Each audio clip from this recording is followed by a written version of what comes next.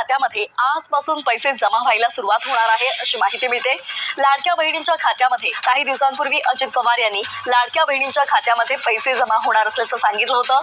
त्याची प्रत्यक्ष अंमलबजावणी आजपासून सुरू होणार असल्याची माहिती मिळते। मुख्यमंत्री माझी लाडकी बहीण योजना अतिशय लोकप्रिय झालेली आहे। त्यापैकी आज 33 लाख बहिणींच्या खात्यामध्ये 990 कोटी रुपये आज जमा झालेले आहेत। आता उद्याही पैसे जमा होतील। पात्र आहेत बहिणी त्यांच्या सर्वांच्या खात्यामध्ये 2 हप्ते इन्स्टॉलमेंट 3000 रुपये जमा होतील। कारण आम्ही जे बोलतो ते करतो, म्हणून या माझ्या लाडक्या बहिणींना एक त्यांच्या कुटुंबाला त्यांच्या परिवाराला एक आधार देण्याचं काम आमच्या सरकारने केलं आणि ते या ठिकाणी यशस्वी होताना आपण पाहतो।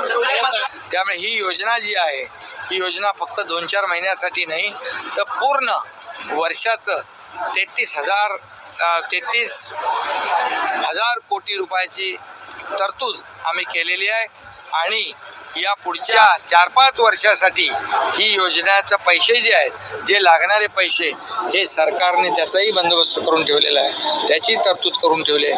त्यामुळे विरोधकांनी काळजी करण्याची आवश्यकता नाही। हे आम्ही देणारे आहोत, घेणारे नाही। विरोधक घेणारे आहेत, त्यांच्याकडे लेना बँक आहे, आमच्याकडे देना बँक।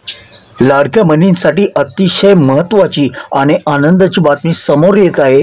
आजपासून सर्व बहिणींना 11व्या महिन्याचं वाटप सुरू झालं आहे। तुमचा मोबाईल एकदा तपासून पहा, तुम्हाला कोणत्याही क्षणी मेसेज येऊ शकतो आणि हा एक मेसेज नसून तुम्ही इथे पाहिलं असेल तुम्हाला तब्बल 2 मेसेज येणार आहेत। पाठोपाठ 2 मेसेज येतील म्हणजे तुमच्या खात्यामध्ये 1,500 नसून तर 3,000 रुपये जमा होतील। तुम्हाला पैसे आले की नाही लगेच कमेंट करून सांगायचं आहे।